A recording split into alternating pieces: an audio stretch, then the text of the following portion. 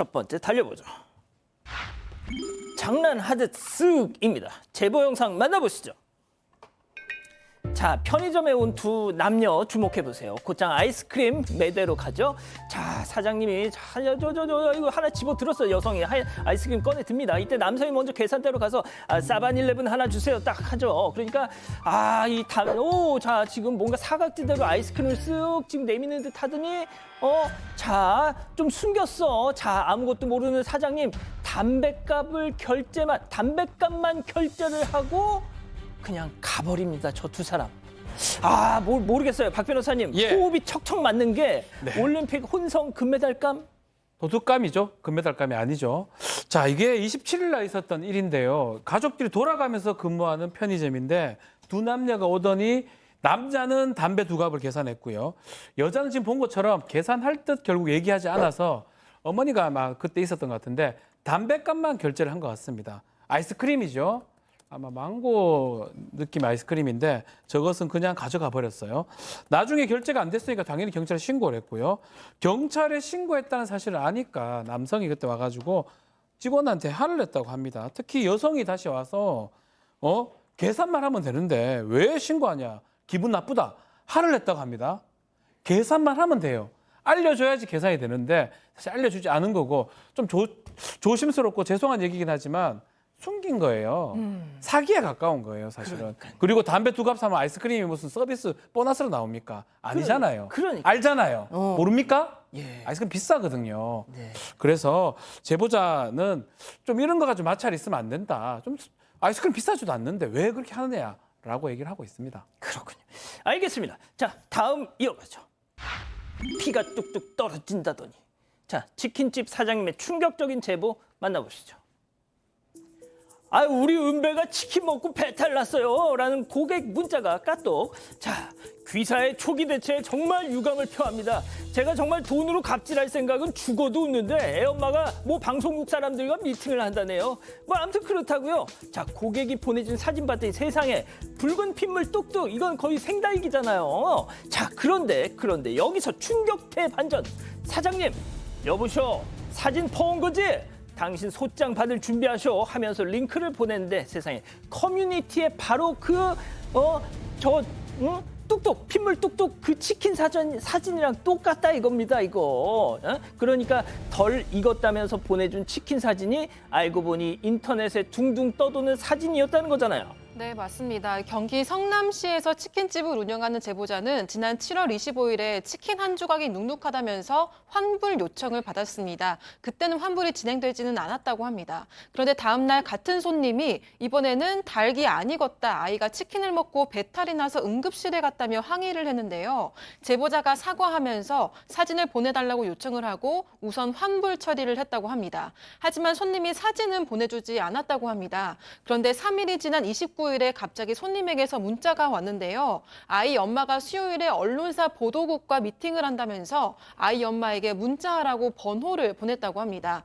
제보자가 아이 엄마에게 사과 문자를 보내자 그제서야 덜 익은 치킨을 받았고 아이 엄마는 아이 청심환 비용만 보내달라면서 계좌번호를 보냈다고 합니다. 하지만 사진에 새우 과자와 유선지가 있었는데요. 제보자의 치킨집에서는 모두 사용하지 않는 것들이었습니다. 수상하게 여기고 검색을 해봤더니 2020년 그리고 2023년에 인터넷에 올라온 사진이었습니다. 아이고 정말 황당합니다. 하마터면 진짜 당할 뻔했다. 자, 그 뒤에 어떻게 됐습니까? 자, 아이 엄마한테 전화를 했습니다. 근데 아이 엄마가 받지 않고 웬 남성이 받았다고 하고 이 사진 보니까 나 예전에 커뮤니티에 올라온 사진이다라고 얘기를 했습니다. 그렇게 하니까 내가 지금 남성이 샘플 갖고 있다. 뭔가 고객센터하고 얘기하면서 와전된 것 같다라고 얘기를 하면서 영수증하고 치킨 찍은 사진이 있으니까 다시 보내주겠다라고 얘기를 한 후에 그 이후에 이틀 지났지만 아직까지 전화도 또 안 받는 상황이고 전화해도 받지 않고 문자를 받지도 않는 그런 상황입니다. 아마 언론 제보했고 만나기로 한 날이 아마 오늘 8월 2일 오늘 같은데 오늘도 별 얘기 없다고 하고요. 지금 오히려 소송을 고려하고 있다고 해요. 아이고야. 이유는 뭐냐면 이거는 공갈죄 같은 공갈. 업무방해 공갈죄가 법률적으로 문제가 민사뿐만 아니라 형사적으로도 문제가 될 수가 있습니다. 왜냐하면 거짓 사진을 해가지고 돈을 얻어내려고 한 거 아니겠습니까? 그러니까요. 그래서 법적 조치를 취하겠다라고 얘기를 하고 있습니다. 그렇군요. 알겠습니다. 자, 다음 또 이어가죠. 고단한 하루입니다. 자, 사방가족께서 제보해 주신 영상 만나보시죠. 자, 여긴 버스터미널인데요. 한 여성이 의자에 저렇게 길게 누워서 계속 헛뒤, 휘적휘적 앞으로 옆으로 앞으로 뒤로. 자, 사람들이 지나가든 말든지 차 와이퍼에 빙의한 것처럼 쉴 새 없이 팔을 위아래로 저렇게. 아, 저거 약간 유행하는 춤이 될 것 같기도 하고 말이죠, 교수님. 네. 오늘 고속버스터미널의 호남선 승차장 인근에서 일어난 일인데요. 지금 저 아주머니께서 의자 몇 개에 혼자 누우셔가지고 운동을 하시는 것처럼 저렇게 이상한 행동을 하고 계시고 조금 있다가는 또 엎드려서도 비슷한 행동을 했대요. 그러면서 또 알 수 없는 말도 중얼중얼 거렸는데 술 냄새는 나지 않아서 취한 것 같지는 않지만 주변 사람들이 다 너무 이상하게 생각하니까 다 힐끗힐끗 보지만 뭐 꿋꿋하셨다고 합니다. 요즘 안 그래도 흉흉한 일도 많고 사람들도 뭐 긴장도 많이 하는데 서로 좀 조심했으면 좋겠다라면서 제보해 주셨습니다. 예, 와이퍼 춤. 자, 이번에도 사방가족께서 제보해 주신 사진 만나보시죠. 자, 비행기 좌석과 벽면 사이로 하얀 무언가가 툭 튀어나오는데 자세히 보니 이건 사람 팔 한자로 족. 예쁜 하늘 옆으로 뒷사람 족이 턱 튀어나와서 또 향기까지. 아, 스멜. 아, 저 잘 보면 말이죠, 팀장님. 양말에 구멍이 좀 나 있어요. 아, 구멍이 나 있네요. 저건 뭐냐면은 제보자가 말하기를 이제 여행 상품으로 일본 여행을 갔다 왔습니다. 단체로 갔다 왔는데 일본에서 이제 한국으로 귀국을 하지 않습니까? 그래서 7월 29일 날 비행기를 타고 귀국하고 있는데 갑자기 좌석에 앉아 있는데 이상한 냄새가 나기 시작하는 거예요. 이상하다 싶어서 봤더니 저렇게 좌석과 벽 사이에 발이 쭉 나와 있던 것이죠. 근데 저 발은 누구냐면은 한 여성분일 것인데 같이 일본 여행을 단체로 갔다 오는 여성분인데 아마 발이 좀 약간 열이 났을 수 있어요. 그러니까 저거를 자기가 열나면 신발을 벗고 밖에 내야 되는데 불구하고 앞좌석에 발을 삐억 내놓으니까 정말 냄새가 솔솔솔 났던 것이죠. 그랬더니 이 제보자가 뭐라고 했냐면 너무가 어이도 없고 예의가 없지 않느냐. 앞으로는 비행기 여행할 때는 저렇게 예의를 못 지키면 안 된다고 올린 건데요. 저 여성분, 저러시면 안 됩니다. 냄새나면 안 돼요. 절대로 올리시지 마세요. 알겠습니다. 자, 마지막 사연으로 가볼게요. 이거 어려운 부탁인가요? 집단지성의 판단을 받아보고 싶으시답니다. 네, 지인 경조사를 대신 챙겨달라고 했다가 남편과 다퉜다는 아내의 사연입니다. 아내는 친구의 소개로 남편을 만나서 결혼을 했고 현재 성인인 두 아들을 두고 있다고 합니다. 13년 전 아내에게 갑작스러운 공황장애와 함께 폐쇄된 공간에 대한 불안 증세가 나타났다고 합니다. 당시에는 아이들이 어릴 때라서 혹시나 아이들 앞에서 발작이 올까 봐 무서워서 대중교통이나 자가용을 아예 못 탔고 외출 자체도 힘들었다고 합니다.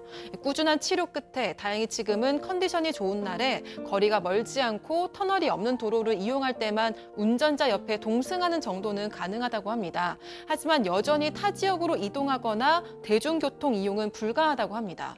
최근 들어서 부모님이 연로해지자 아내는 평소 다른 지역에 사는 지인이나 친척들의 경조사를 챙기지 못했던 게 신경이 쓰이기 시작했다고 하는데요. 그래서 아내가 남편에게 내가 차를 못 타니까 멀리 있는 지인들 경조사에 당신이 잠깐만이라도 다녀와 줄 수 있어? 이렇게 물었다고 합니다. 그랬더니 남편이 내가 왜 거길 가야 하는데? 라면서 버럭 화를 냈다고 합니다. 서운해진 아내가 나는 이동이 어려우니까 부탁하는 거잖아 라고 했더니 남편이 부탁할 거 부탁해 이런 걸 부탁하는 네가 이상한 거야 이렇게 이야기했다고 하는데요. 아내는 평소에 남편을 챙겨주고 생각해줬던 게 생각이 나서 너무 섭섭한 마음이 들었다고 합니다. 남편에게 아픈 저를 대신해서 지인 경조사에 참석해달라고 부탁한 게 정말 이기적인 건가요? 라고 사연을 보내왔습니다. 그렇군요. 자, 기다리고 기다리셨던 부처 핸즈업 타임 6천여 분의 우리 가족 여러분들 함께하고 계신데요. 채팅창에 OX로 함께 참여해 보시죠. 먼저 남편입니다. 이봐요, 박상희 여사. 내가 집에서 지금 놀고 있어? 일주일 내내 쎄 빠지게 고생하다가 주말에 좀 쉬나 했는데 이제 당신 지인들 경조사 챙기러 다니라고? 결혼식장이든 빈소든 아는 사람도 없는데 나 혼자 가서 거기서 뭐 하라고? 그건 상대방한테도 예의가 아닌 거야, 이 사람아. 아이고, 참 아픈 게 벼슬이다, 벼슬이야. 약 잡수시고 여사님이 직접 다녀오셔, 동그라미. 저 교수님 손이 올라가는 줄 알았어요. 자, 다음 사연자 아내입니다.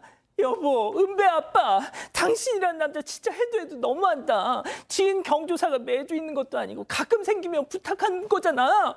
내가 갈 형편이 못 되니까 챙겨달라고 한 거 아니오? 도대체 부부란 게 뭐야? 일심동체까지는 아니어도 이런 부탁 정도는 들어주는 척이나 돼야지. 우리 외같이 사는 거니? X. 큰 X. 예, 큰 X. 자, 은배 팀장님은 작은 X였어요. 그렇습니다. 문제는 뭐냐면 그 아내가 놀면서라든가 뭐 이렇게 다른 일을 안 하면서 모르지만 실제적으로 공황장애 폐쇄 공포증이 있다고 한다면 그런 작은 부탁 남의 결혼식에 가가지고 아내가 시키는 데 가서 축의금이든지 조의금 치고 오는 거 문제가 되지 않습니다. 아내가 사랑한다면 아내가 시키는 대로 남편은 해야 되는 게 지금의 세태거든요. 그런데 아내가 저는 조만 부탁하는데 안 들어준다? 제가 보기에는 남편이 들어줘야 된다고 생각을 확실히 하고 있습니다. 자, 큰 X. 큰 X. 자, 예. 네, 저는 정말 이 남편 밥도 해주지 마시고 진짜 빨래도 해주지 마시고 아무것도 안 해주셨으면 좋겠어요. 사실 공황장애로 13년 동안 두 아들을 성인으로 길렀다 그럼 너무 많이 노력하신 분이에요. 근데 이거를 예를 들어서 일하느라 너무 바쁘거나 이래서 내가 가지고는 싶은데 일이 너무 많아서 못 갈 것 같으니까 죄송하지만 이렇게 우리 마음만 표하자 이렇게 예쁘게 얘기하실 수도 있는데 그렇죠. 무슨 뭐 이런 걸 부탁하는 네가 이상한 거라니요. 이게 뭐가 이상해요? 부부간에 이제 요만큼도 안 이상합니다. 남편분 정말 반성하세요. 자, 이거는 뭐 사실은 이게 남녀 문제는 아닙니다. 실제로 남편이 예를 들어서 꼭 가야 될 경조사인데 못 갔을 때 아내한테 부탁하는 경우도 있고요. 뭐 형제한테 부탁하는 거 매우 중요한 그런 거. 당연히 지금 아내가 지금 갈 수 없는 상황이기 때문에 가는 게 맞고요. 거기 당신 그 사람이 아는 사람 보러 가는 게 아닙니다. 아내가 지금 필요하기 때문에 간 거고 당연히 이렇게 하면 되면 가서 누구 남편입니다. 조이 왔습니다라고 하면 돼요. 당신이 아는 사람 보고 뭐 술 마시고 밥 먹으러 가는 게 아니에요. 그러니까 크게 착각을 하고 있는 것 같습니다. 아마 아내분도 제가 봤을 때는 정말 필요한 경조사를 가라고 하겠지. 그렇죠. 안 가도 되는 것들 있잖아요. 부조만 하든지 전화한다든지 이 정도로는 보내질 않을 것 같아요. 그런 걸 감안해 보면 남편은 너무 과하고요. 반드시 가라면 가십시오. 그 박 변호사님 뭐 워낙 이 경조사 많이 챙기시다 보니까 네. 꼭 상대가 날 알아서 그게 아니어도 갈 수 있잖아요. 가야죠. 저는 아내가 이제 필요하다면 갔던 적이 몇 번 있거든요. 가야 되는데 본인이 가는 게 맞는데 만약에 가기 어려운 상황이다. 특별한 일이 있다면 가서 누구 남편입니다 하고 부조하고 인사를 하고 오면 되는 겁니다. 그 사람이 나를 알지를 못하잖아요. 당연히. 박 변호사님은 알겠죠. 조금 아는 눈치긴 했는데 그래도 가는 게 맞죠. 예. 그러니까요. 자, 우리 가족 여러분들. 우리 가족분들 의견은 김정성님. 그런 것도 못 해주나요? 아내를 위해 해줄 수도 있죠. 라고 하셨고요. 경미호님 그냥 돈만 보내요. 라고 하셨습니다. 그리고 드리밍 퍼펙트월드님 가까운 친인척이라면 남편이 당연히 가야 하고요. 친구 사이 정도는 전화로 이야기하고 축의 부의 정도만 하는 게 맞을 듯합니다. 이런 의견도 있었습니다. 그렇군요.